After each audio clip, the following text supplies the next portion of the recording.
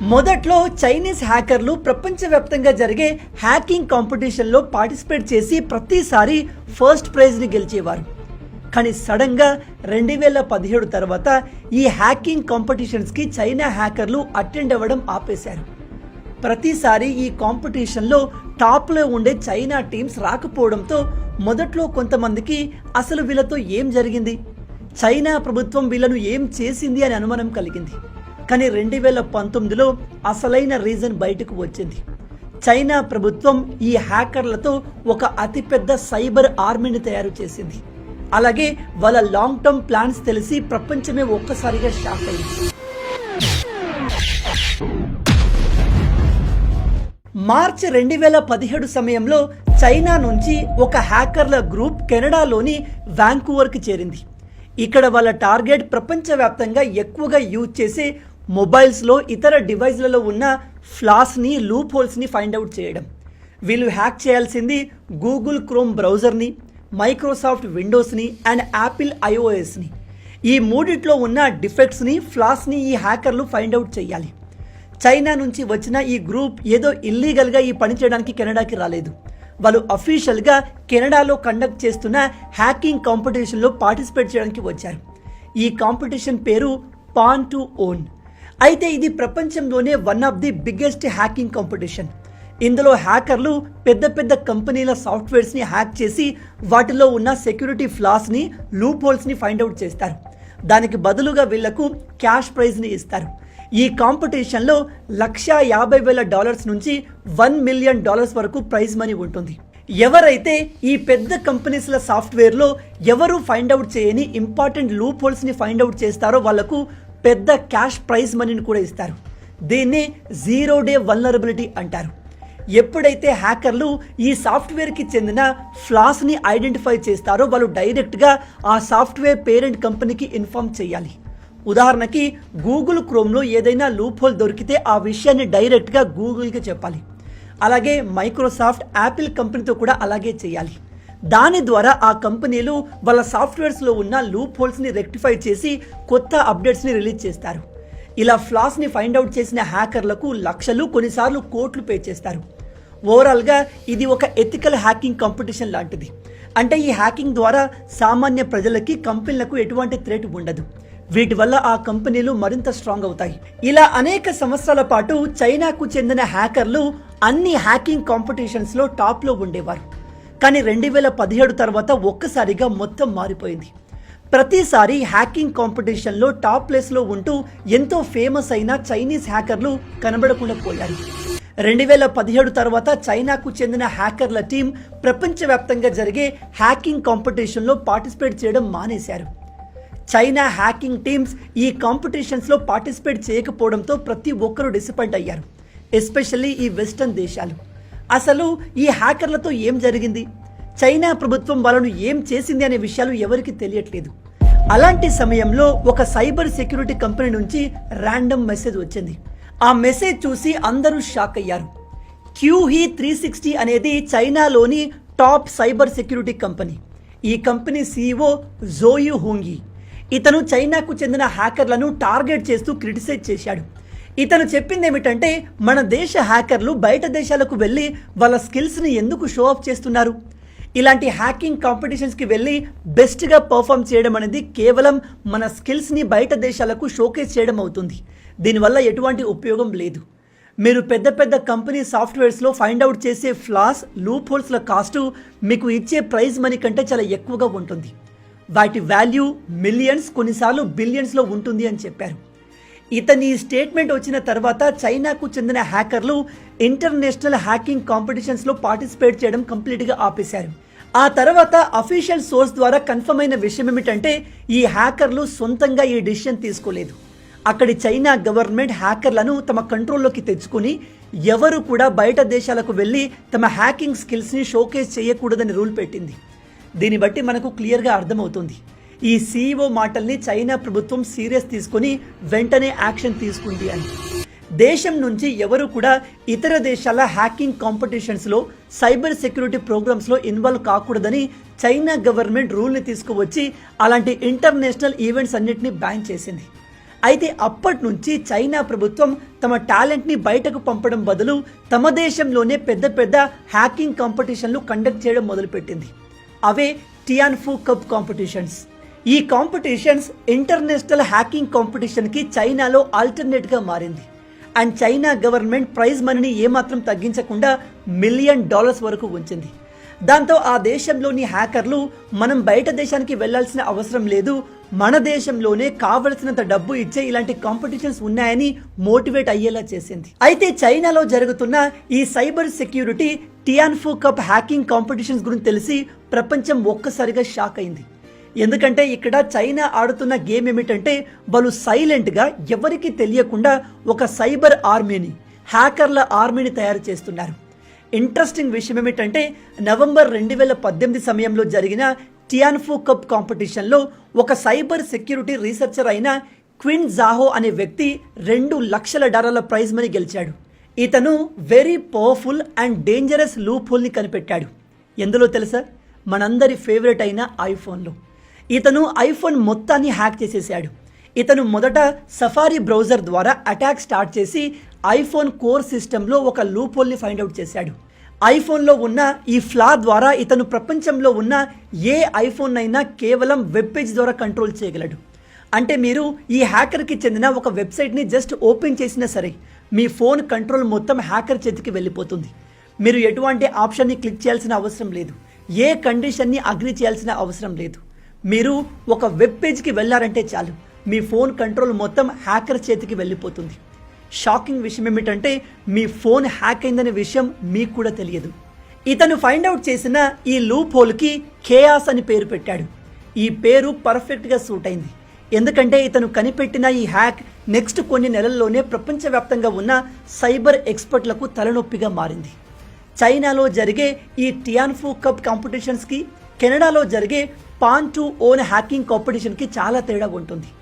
అసలైన తేడా ఏమిటంటే కెనడాలో జరిగే ఈ కాంపిటీషన్లో మీరు ఒక కంపెనీ సాఫ్ట్వేర్కి చెందిన ఏదైనా లూప్ హోల్ని ఫైండ్ అవుట్ చేస్తే డైరెక్ట్గా ఆ కంపెనీకే ఇన్ఫార్మ్ చేయాలి. కానీ చైనాలో జరిగే కాంపిటీషన్ రూల్స్ వేరుగా ఉంటాయి.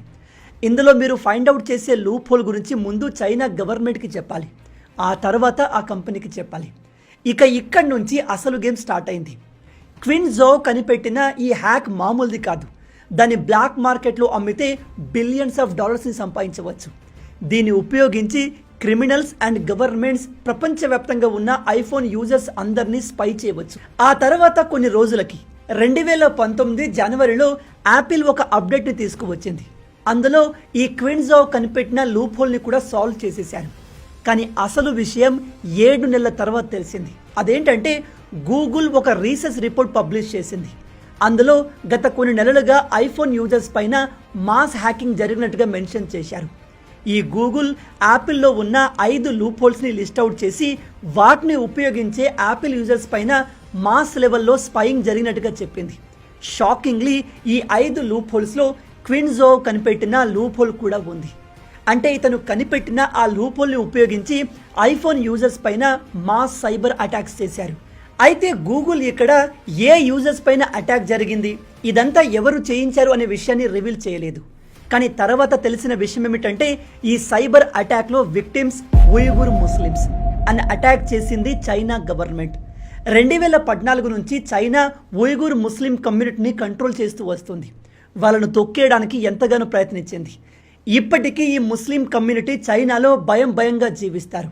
ఈ కమ్యూనిటీకి చెందిన వేల మందిని చైనా ఎలిమినేట్ చేసేసింది, ఇప్పటికీ చేస్తూనే ఉంది. ఈ ఉయిగుర్స్ ఉండేది చైనాలోని నార్త్ వెస్టర్న్ ప్రావిన్స్ అయిన షీజియాంగ్లో. చైనా ఈ ముస్లిం కమ్యూనిటీని తమకు థ్రెట్గా చూస్తుంది. అందుకే వీళ్ళను లేకుండా చేసేందుకు ప్లాన్ చేస్తుంది. ఇప్పటికీ అక్కడి చాలామంది మహిళల్ని పట్టుకొని పిల్లలు పుట్టకుండా ఆపరేషన్ చేస్తారు. ఎవరైతే చైనా ప్రభుత్వానికి అగెన్స్ట్గా మాట్లాడతారో వాళ్ళందరినీ తీసుకెళ్లి డిటెన్షన్ సెంటర్లో పడేస్తారు. అక్కడ వాళ్ళను చిత్రహింసలు పెడతారు.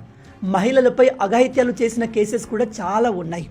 ఓవరాల్గా చైనా ఈ ముస్లిం కమ్యూనిటీని ఆ దేశంలో స్ప్రెడ్ అవ్వకుండా కంప్లీట్గా ఆపేసింది. అక్కడ ఉన్న ముస్లింలు కూడా బయట దేశంలో లాగా ఎక్స్ట్రీమ్ ఇస్లాంని ఫాలో కాకూడదు. చైనా రూల్స్ ప్రకారమే ఇస్లాంని ఫాలో కావాలి. మన దేశంలో లాగా ఇలాంటి డోమ్స్తో కూడిన మసీదులు చైనాలో కట్టడానికి వీల్లేదు. చైనా ప్రభుత్వం చెప్పే స్టైల్లో మాత్రమే మసీదులు కట్టాలి. ఎందుకంటే ఇది మన కల్చర్ కాదు అని చైనా గవర్నమెంట్ చెప్తుంది. పాత స్టైల్లో కట్టిన అనేక మసీదులను కూల్చేసి చైనా ప్రభుత్వం వాటి ప్లేస్లో బాత్రూమ్స్ని కట్టిన సందర్భాలు కూడా చాలా ఉన్నాయి. ఇక్కడ చైనా మెసేజ్ చాలా క్లియర్. వాళ్ళ కల్చర్ని కాపాడుకోవడానికి వాళ్ళు ఈ కమ్యూనిటీ మొత్తాన్ని బలి తీసుకుంటున్నారు. అయితే ఈ ఉయగుర్ ముస్లిమ్స్ని 24/7 స్పై చేయడానికి క్విన్జావో కనిపెట్టిన హ్యాక్ని చైనా గవర్నమెంట్ యూజ్ చేసింది. చైనా ఈ ముస్లిం కమ్యూనిటీ పైన ఎంత స్ట్రిక్ట్గా ఉండేది అంటే వాళ్ళ ఫోన్లలో వాళ్ళ మతానికి సంబంధించిన కంటెంట్ ఉన్నా వెంటనే వాళ్ళను అరెస్ట్ చేసి చితకబాదేది. దీనికి చైనీస్ అఫీషియల్స్ ఇచ్చే ఎక్స్ప్లెనేషన్ ఏమిటంటే, మేము ఇదంతా మా దేశంలో ఉగ్రవాదం పెరగకుండా, ఎక్స్ట్రీమిజం పెరగకుండా తీసుకునే ప్రికాషనరీ మెజర్స్ అని చెప్తున్నారు. చైనా తమ సైబర్ ఆర్మీని కేవలం ముస్లిం కమ్యూనిటీని మానిటర్ చేయడానికే కాదు, ఆ దేశంలో ఉన్న జర్నలిస్టులు, ఇతర యాక్టివిస్టులను కూడా స్పై చేయడానికి యూజ్ చేసింది. చైనా గవర్నమెంట్కి అగెన్స్ట్గా ఎవరు మాట్లాడినా అక్కడి ప్రభుత్వానికి వెంటనే తెలిసిపోతుంది. ఇదంతా చేసేది చైనా తయారు చేసిన సైబర్ సెక్యూరిటీ ఆర్మీ. గూగుల్ ఈ ఐఫోన్ హ్యాకింగ్ గురించి రీసెర్చ్ రిపోర్ట్ని పబ్లిష్ చేసిన వెంటనే వెస్టర్న్ మీడియా డాట్స్ అన్నిటినీ కనెక్ట్ చేసి చైనా మాస్టర్ ప్లాన్ మొత్తాన్ని ఎక్స్పోజ్ చేసింది. ఆ తర్వాత స్వయంగా యాపిల్ కంపెనీ కూడా దాదాపు 2 నెలల పాటు ఐఫోన్ యూజర్స్ పైన ఈ సైబర్ అటాక్స్ జరిగినట్టుగా యాక్సెప్ట్ చేసింది. కరెక్ట్గా ఫ్యూ డేస్ ముందే క్విన్జావో టియాన్ఫు కప్ కాంపిటీషన్ గెలిచాడు. ఇక్కడ అమెరికాకు క్లియర్గా అర్థమైంది ఏమిటంటే, ఈ క్యూహో 360 CEO చెప్పిన ఇన్ఫర్మేషన్ బేస్ చేసుకొని చైనా ఈ సైబర్ ఆర్మీని క్రియేట్ చేసింది. చైనా తమ హ్యాకర్లను బయటకు వెళ్లకుండా ఆపేసి వాళ్ళ నాలెడ్జ్ని ఉపయోగించి ఒక సెపరేట్ ఆర్మీని తయారు చేసింది. చైనా నిజంగానే ఐఫోన్లో ఉన్న లూప్ హోల్స్ని ఉపయోగించి చాలా మంది పైన స్పై చేసినట్టుగా కన్ఫర్మ్ చేస్తూ తరువాత అనేక రిపోర్ట్స్ పబ్లిష్ అయ్యాయి. అయితే స్టోరీ ఇక్కడితోనే అయిపోలేదు. ఫిబ్రవరి 2024 సమయంలో కోడ్ షేరింగ్ వెబ్సైట్ అయిన గిట్ హబ్లో కొంత డేటా లీక్ అయింది. ఇది చైనాకు చెందిన ఐసూన్ అనే కంపెనీకి చెందిన డేటా. ఈ ఐసూన్ అనేది ఒక ఐటీ సెక్యూరిటీ కంపెనీ. ఈ డేటాలో కంపెనీకి చెందిన ఈమెయిల్స్, చాట్ లాగ్స్, ఈవెన్ స్పైవేర్కి చెందిన డెవలప్మెంట్ డీటెయిల్స్ కూడా ఉన్నాయి. ఈ డేటా ప్రకారం క్లియర్గా తెలిసిందేమిటంటే, ఈ కంపెనీ సైబర్ స్పైయింగ్ టూల్స్ని డెవలప్ చేస్తుంది. అండ్ వీళ్ళు తయారు చేసిన టూల్స్ని చైనా గవర్నమెంట్ అండ్ అక్కడి ఆర్మీ ఇతరులపైన స్పై చేయడానికి యూజ్ చేస్తుంది. ఈ లీక్ అయిన డేటాలో ఈ కంపెనీకి చైనా ప్రభుత్వానికి మధ్య జరిగిన spying tools development contract details కూడా ఉన్నాయి.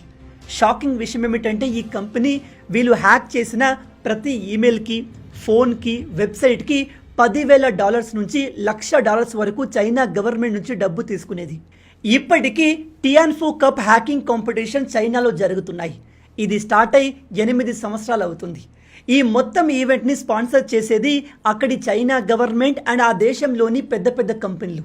ఉదాహరణకి టాప్సెక్, అలీబాబా, క్యూహో 360 లాంటివి.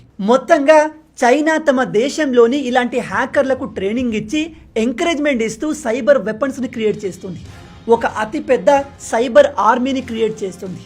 ఈ కాలంలో యుద్ధం అనేది కేవలం గ్రౌండ్లో పోరాడేది కాదు, ఇలా ఇంటర్నెట్ వార్ఫేర్ కూడా జరుగుతుంది. ఒకసారి ఇమాజిన్ చేయండి, ఒక దేశం పైన ఇలా ఫిజికల్గా దాడి చేయడం కంటే ఆ దేశంలో ఉన్న ఇంటర్నెట్ మొత్తాన్ని షట్ డౌన్ చేయగలిగితే 10-20 రెట్లు ఎక్కువగా ఆ దేశాన్ని డిస్ట్రాయ్ చేయవచ్చు. జస్ట్ ఇమాజిన్ చేయండి, మన దేశంలోని వెబ్సైట్స్ అన్నీ ఒక్కసారిగా హ్యాక్ అయిపోయి ఇంటర్నెట్ షట్ డౌన్ అయిపోతే మన పరిస్థితి ఏంటి? ఇప్పుడు చైనా విషయంలో మనకంటే ఎక్కువగా కన్సర్న్గా ఉంది అమెరికా. ఎందుకంటే ప్రజెంట్ అసలైన యుద్ధం జరుగుతుంది అమెరికాకు చైనాకు మధ్య. చైనా అమెరికా పైన ఈ విధమైన సైబర్ దాడులు రెగ్యులర్గా చేస్తూ ఉంటుంది. కొన్నిటిని అమెరికా ఐడెంటిఫై చేస్తుంది, చాలా వాటిని అమెరికా గుర్తించలేదు కూడా. అమెరికాకు తెలియకుండానే చైనా తమకు కావాల్సిన ఇన్ఫర్మేషన్ మొత్తాన్ని తెలుసుకుంటుంది. 2024లో యుఎస్ ట్రెజరీ డిపార్ట్మెంట్ డేటా మొత్తం హ్యాక్ అయింది. అమెరికన్ రిపోర్ట్స్ ప్రకారం చైనీస్ స్టేట్ స్పాన్సర్ హ్యాకర్స్ ఈ పని చేశారు. ఇక్కడ చైనా హ్యాకర్లు అమెరికా ట్రెజరీ డిపార్ట్మెంట్ కంప్యూటర్స్ అన్నిటిని హ్యాక్ చేసి చాలా సెన్సిటివ్ ఇన్ఫర్మేషన్ని దొంగిలించారు. అంతేకాదు అదే సంవత్సరం అంటే 2024లో చైనీస్ హ్యాకర్లు దాదాపు 9 అమెరికన్ టెలికాం కంపెనీస్ని కూడా హ్యాక్ చేశారు. అంతకుముందు 2021లో చైనా హ్యాకర్లు అమెరికన్ పవర్ గ్రిడ్ని అండ్ వాటర్ ఫిల్టర్ సిస్టమ్ని హ్యాక్ చేశారు. 2023లో చైనా అమెరికన్ మిలిటరీ సీక్రెట్స్ తెలుసుకోవడానికి ఒక మాల్వేర్తో కూడా అటాక్ చేసింది. ఇలా 1-2 సార్లు కాదు, చైనా అమెరికా పైన కంటిన్యూగా సైబర్ దాడి చేస్తూనే ఉంటుంది. ఈ విషయం చాలా మట్టుకు అమెరికాకు కూడా తెలియదు. రిపోర్ట్స్ ప్రకారం చైనా ఏదైనా దేశం పైన కంపెనీ పైన అటాక్ చేసే ముందు వాళ్ళ కంప్యూటర్స్ యొక్క యాక్సెస్ తీసుకొని అలాగే వాళ్ళను అబ్జర్వ్ చేస్తూ ఉంటుంది.